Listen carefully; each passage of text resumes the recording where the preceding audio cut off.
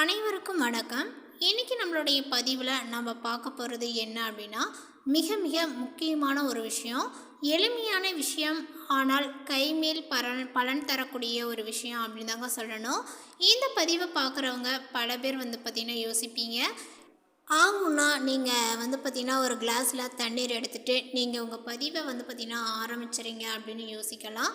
ஏன்னா நம்ம தண்ணீருக்கு அவ்வளவு முக்கியத்துவம் தரோம் அப்படின்னு பார்த்தோம்னா, அந்த தண்ணி இல்லாமல் நம்மளால் ஒரு நாள் கூட பார்த்திங்கன்னா இருக்க முடியுமா? வாய்ப்பே கிடையாது இல்லைங்களா? அதுவும் வெயில் காலத்தில் சொல்லவே தேவையில்லை. தண்ணீர் தான் நம்மை காக்கக்கூடிய தெய்வம் அப்படின்னு சொல்லலாங்க. பார்த்திங்கன்னா பஞ்சபூதங்களில் தண்ணீர் அப்படிங்கிறது மிக சக்தி வாய்ந்தது. அது மட்டும் இல்லாமல் தண்ணீருக்கு பார்த்திங்கன்னா இப்போ நெருப்பு, காற்று, மண், ஆகாயம் எல்லாமே பார்த்திங்கன்னா இருக்குது. ஆகாயம் நம்ம பார்த்திங்கன்னா பிரம்மஞ்சம் அப்படின்னு சொல்கிறோம். தண்ணீருக்கு இருக்கக்கூடிய ஞாபக சக்தி அப்படிங்கிறது அபூர்வமானது. நம்ம என்ன சொல்கிறோமோ அந்த தண்ணீரில் பார்த்திங்கன்னா இருக்கக்கூடிய ஒவ்வொரு அணுக்களுமே அதை உள்வாங்கிக்கிட்டு அதை கேட்டுக்கிட்டு பார்த்திங்கன்னா அதுக்கப்புறமா அந்த தண்ணீரை நம்ம யார் மேலே பயன்படுத்துகிறோமோ இப்போ பார்த்திங்கன்னா நம்ம குடிக்கிறோம் அப்படின்னா அது நம்ம உடலில் பார்த்திங்கன்னா போய் அது வேலை செய்ய ஆரம்பிச்சிடும். இன்னொருத்தவங்களுக்கு கொடுக்குறோன்னா அது இன்னொருத்தவங்களுக்கு உடம்புல போய் வேலை செய்யும். இப்போ கலச தண்ணீர் எல்லாம் நீங்கள் எடுத்துக்கிட்டிங்கன்னா தெரியும், அது எவ்வளவு புனிதமானது. அது கொஞ்சம் நம்ம வீட்டுக்கு கிடைச்சாலே அதை நம்ம ரொம்ப பத்திரப்படுத்தி அதை பயன்படுத்துவோம். ஒரு சொட்டு கூட வீணாக்காமல் அதை பயன்படுத்துவோம் இல்லையா?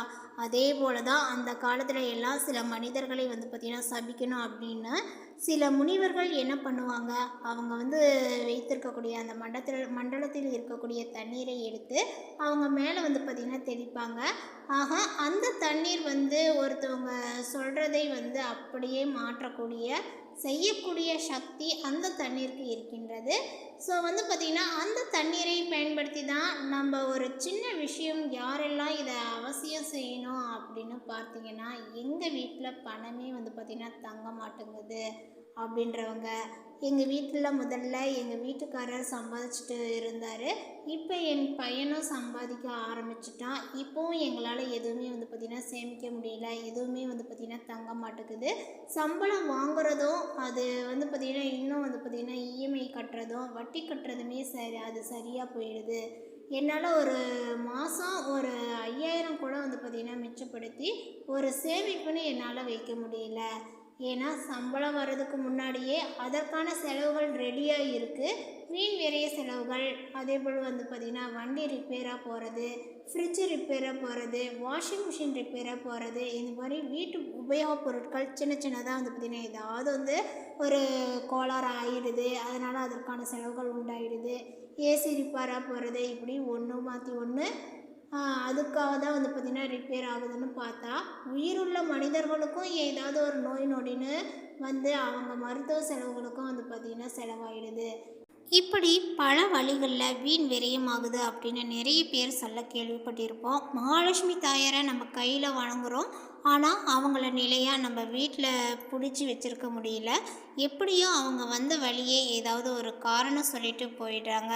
இப்படி உங்கள் வீட்டில் நடந்துச்சுன்னா நீங்கள் அவசியம் இதை பார்த்திங்கன்னா முயற்சி செய்து பாருங்கள். வெள்ளிக்கிழமை அன்று பார்த்திங்கன்னா நீங்கள் செய்யக்கூடிய சில விஷயங்களை பற்றி நான் இப்போ உங்களுக்கு ஷேர் பண்ணுறேன். வெள்ளிக்கிழமை அன்றைக்கி பார்த்திங்கன்னா சுக்கிர ஹோரையில் இதை நீங்கள் செய்யணும். சுக்கிர ஹோரைனா காலையில் பார்த்திங்கன்னா 6 மணியிலேருந்து 7 மணி வரைக்கும், மதியம் பார்த்திங்கன்னா 1 மணியிலேருந்து 2 மணி வரைக்கும் இந்த நேரங்களில் பார்த்திங்கன்னா நீங்கள் செய்யணும். அதே போல் இந்த நேரத்தில் எங்களால் செய்ய முடியல அப்படின்றவங்க இரவு நேரத்தில் பார்த்திங்கன்னா 8 மணிலேருந்து 9 மணிக்குள்ளாக இந்த பரிகாரங்களை நீங்கள் செய்யணுங்க. இதுக்கு நீங்கள் எவர் சில்வரோ அல்லது வெள்ளியோ செம்போ இதெல்லாம் நீங்கள் பயன்படுத்தக்கூடாது.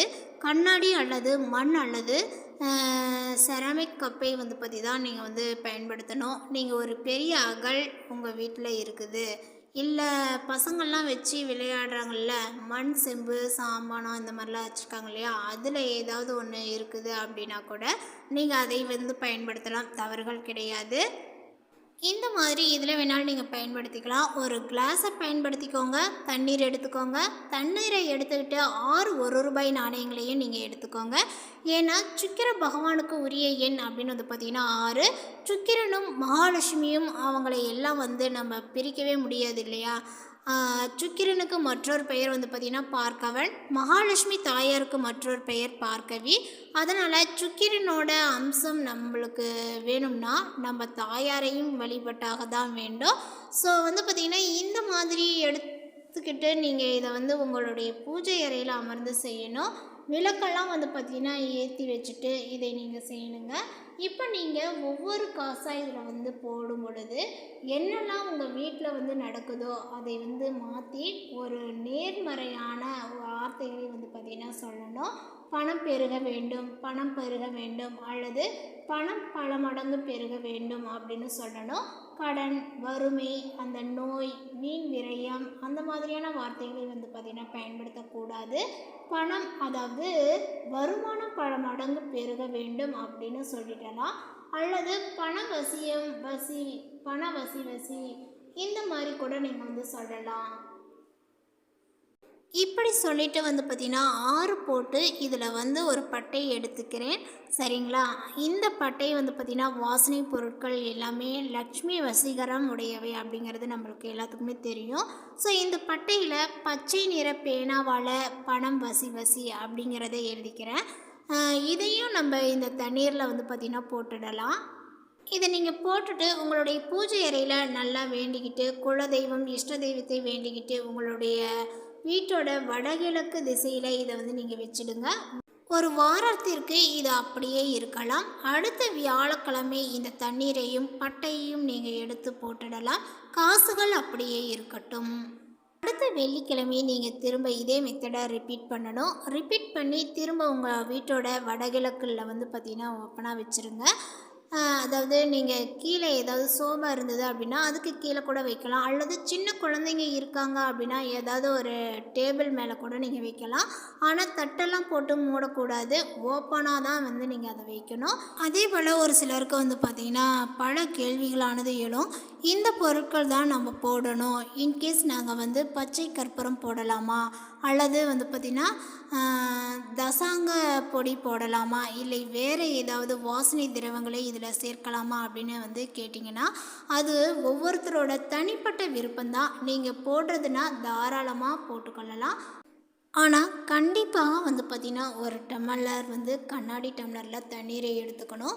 அதில் பட்டை, நான் சொல்லக்கூடிய அந்த 6 காயின்ஸ் இதெல்லாம் வந்து மறக்காமல் இருக்கணுங்க. அதேபோல் நீங்கள் சொல்லும்போது வந்து பார்த்திங்கன்னா பாசிட்டிவான ஒரு எண்ணத்தை வந்து உங்களுடைய மனதில் வச்சு பண வசியங்கள் செய்யக்கூடிய வார்த்தைகளாக சொல்வது ரொம்ப சிறந்தது. இந்த தகவலை பற்றி நீங்கள் என்ன நினைக்கிறீங்க? உங்களுடைய கருத்துக்களை மறக்காமல் நோட்டிஃபிகேஷனில் போடுங்க. மேலும் இது போன்ற பல சுவாரஸ்யமான புதிய தகவலுடன் அடுத்த ஒரு வீடியோவில் சந்திக்கலாம். தேங்க்யூ.